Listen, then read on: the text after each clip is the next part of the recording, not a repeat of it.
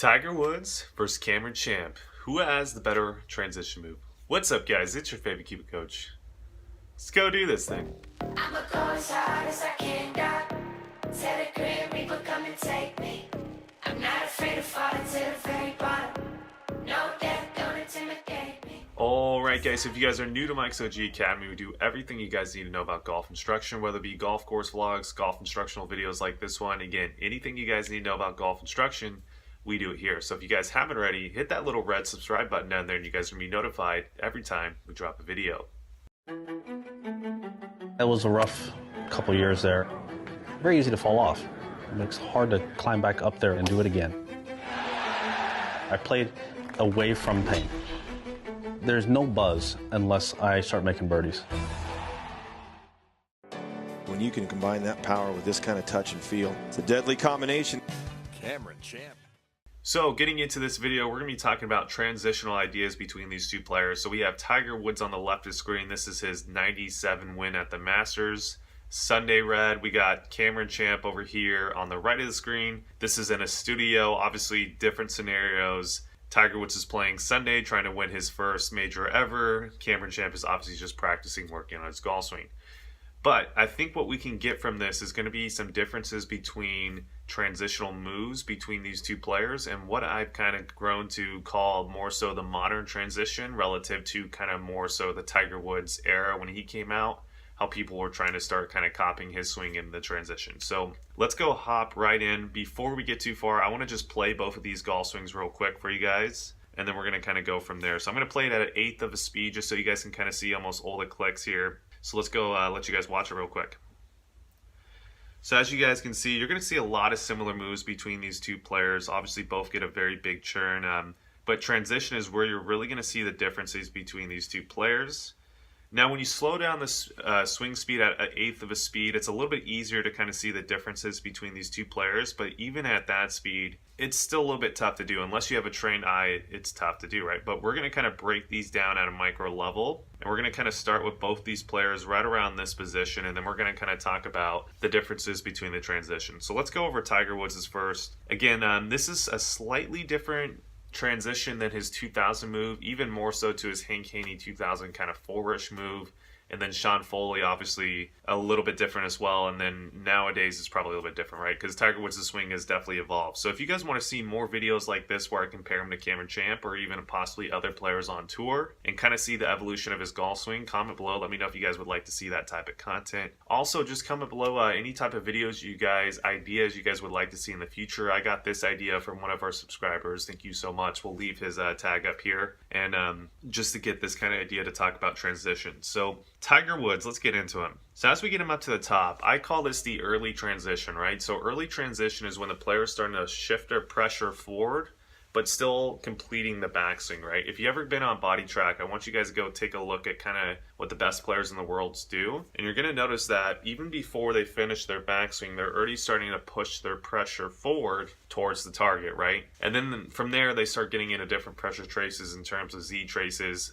Most of the tour players, if almost all of them, have a Z trace. Basically that means is they're pushing pressure forward, then you start seeing it stabilize from here, and then if anything the pressure works backwards and then it works forward back again, right? That's kind of where they got the whole Z idea from. But anyways, besides that, let's go take a look at Tiger Woods' 97 transition. So as he gets up the top of the swing, we can kind of see that, right? The backswing is still getting completed, but he's already starting to push his pressure forward. Now, as we get through this click to this click, it's a small little click, but I think it's super important between the differences between these two players. I want you to start looking at his pelvis line, and I want you to kind of start looking at what he's doing here.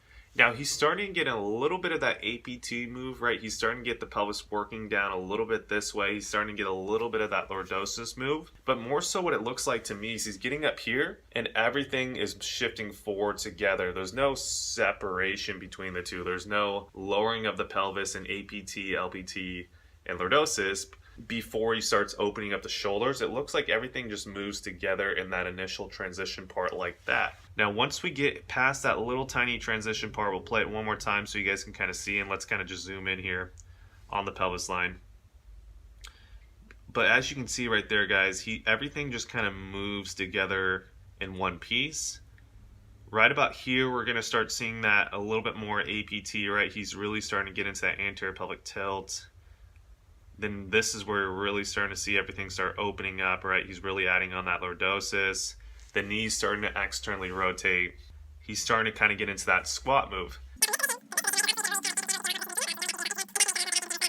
Differences. Now, early transition, we're going to see differences between the two players, but we're definitely going to see some big differences from this motion to this motion. So with Tiger Woods, as you can see, notice how his trail heel is starting to come off the ground as he's kicking that knee internal. So what that basically does is it raises the pelvis line a little bit early, and it starts getting him into this fashion. Now, from that fashion, what that basically does is it gets him dropping his shoulder into right bend a little bit too early. And from here, as he starts coming into the golf ball, we're going to see a very stuck Tiger Woods, right? Which that has definitely been his nemesis throughout his whole career, is that stuck position. A lot of it has to do, I could even see a funny little fact, I even saw back in his amateur days, where he was working, it was way back when he was working on the range, he looked like he was only like 16.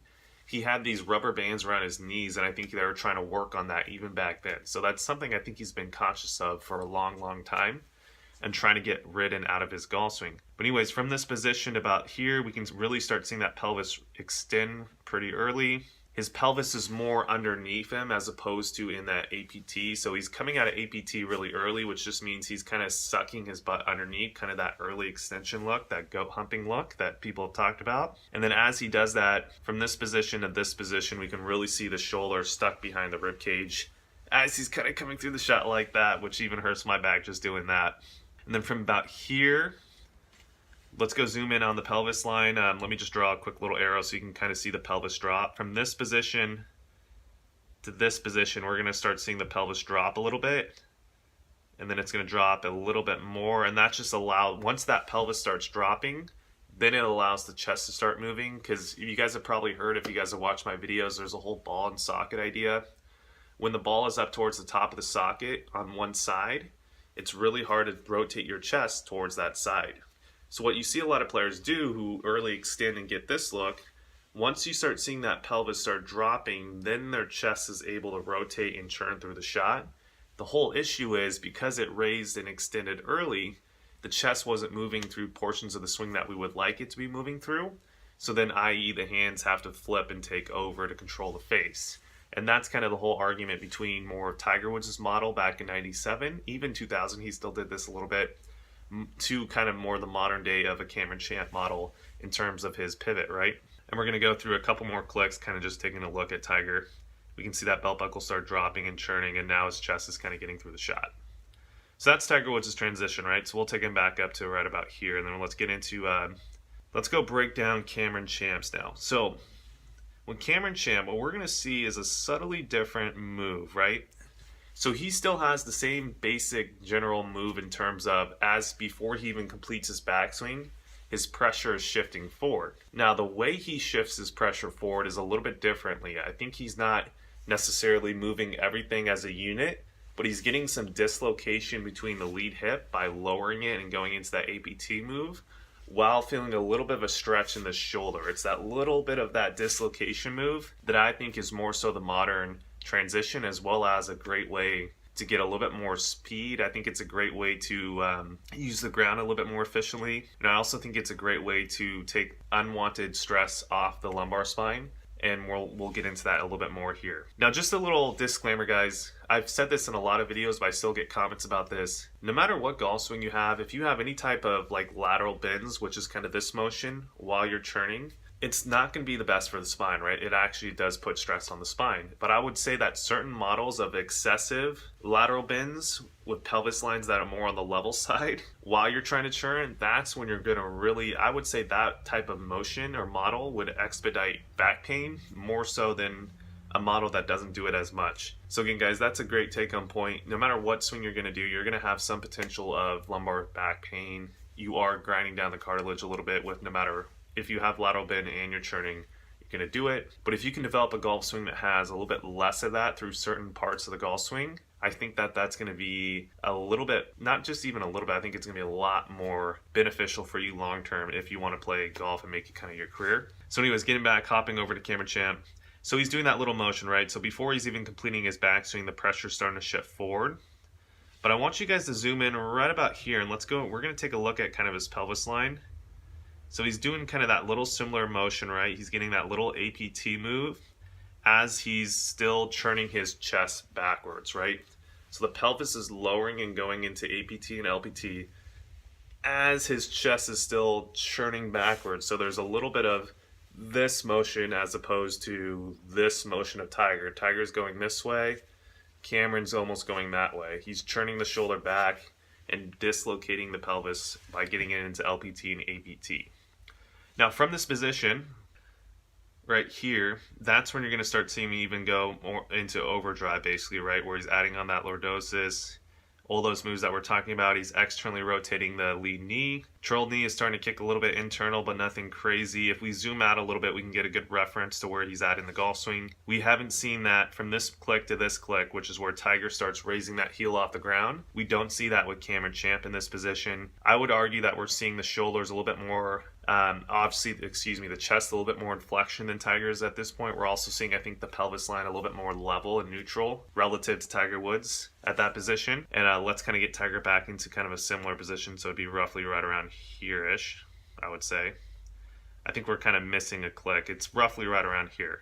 So we can see a massive difference, right, in the way that they're using their trail foot. So Cameron's is obviously still planted on the ground and basically gripping the ground still. Tiger's has already unweighted that foot, which then from there gets the pelvis more underneath his body as opposed to sticking out and going into APT or that squat move. And then that starts to get him into that stuck position. From here, if we look at Cameron, we can really start seeing him from this position. Now he's going to start extending the pelvis in sequence. I think for driver, you're going to extend the pelvis earlier than you are with irons because you do want to not hit like 4 degrees down with the driver. Even though Cameron Champ does average 1 degree down, in this particular swing, I don't know if he was 1 degree down or pretty neutral, but we're not going to get into that part because I know that's going to get you guys going wild in the comment section. But what we can see is that the pelvis is definitely extending, but I would say extending in sequence.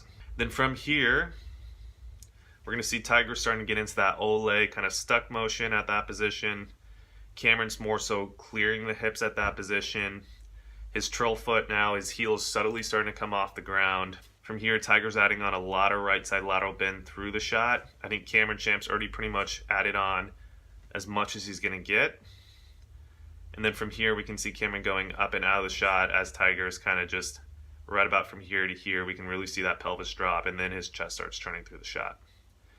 So in review, guys, are their transitions similar? I would say in early transition, the idea is very similar between the two in terms of they both start shifting pressure forward before they even complete their backswing. But I think the early part of the transition is a huge difference. It's minimal in terms of visual, but it's a huge difference in terms of results and how you generate speed and how you control face. I think if we really zoom in and watch Cameron Champ swing, I think a lot of you guys out there, especially juniors, could benefit from a motion like this. So as you can see there, that's what you guys got to start getting. He's not moving everything together as a unit. There's some dislocation between the pelvis and the shoulders. Now, obviously, for everyone watching out there, the average Joe, are they going to be able to get that type of separation? Absolutely not. Most people aren't mobile enough. Now, there's stretches and there's a bunch of, like, I know this guy. Golf expert, T Young, who specializes in this, he gets a lot of just, I would call average Joe type of people getting into better positions through just workouts and getting a little bit more mobile. But just off of watching this video and you trying to go out there and do it, the average Joe isn't probably going to be able to get anywhere near these types of positions. These players can do. So, again, guys, I would highly recommend not to even try it because you're probably going to go out there and hurt yourselves. But for the juniors out there who are roughly around anywhere kind of from the 13-year-old to about even getting into after teenage years to about 25, 24, and even up maybe roughly around 32, 33 if you're still kind of relatively fit. If you guys are in those kind of age ranges and you want to get a little bit more distance and you guys are mobile enough to do it and you guys are slightly athletic, I think you guys got to get into more so the Cameron Champs model. Get that separation going, get that little shearing motion going on, and you guys are going to see a completely different way to come into the golf ball and to use the ground and just to control the club face. It's amazing at what type of shot patterns and what type of ball flights you guys can start getting when you really get this transition move dialed in, and you get a little bit more of kind of Cameron Champ's motion where you're getting that APT, LPT, lordosis feel as you start getting the legs to work a little bit better and you're not getting that knee to kick so far in and that heel lifting out the ground so early. All right, guys, so hopefully this video was insightful. That's pretty much all I wanted to talk about. If you want to see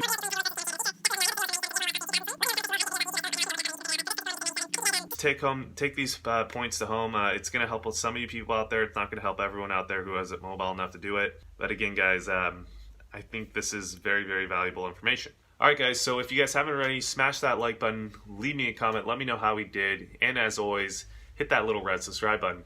All right, guys, best of luck and play some golf out there. I'm sick of all the bullies, sick of all the classes. I am done dealing with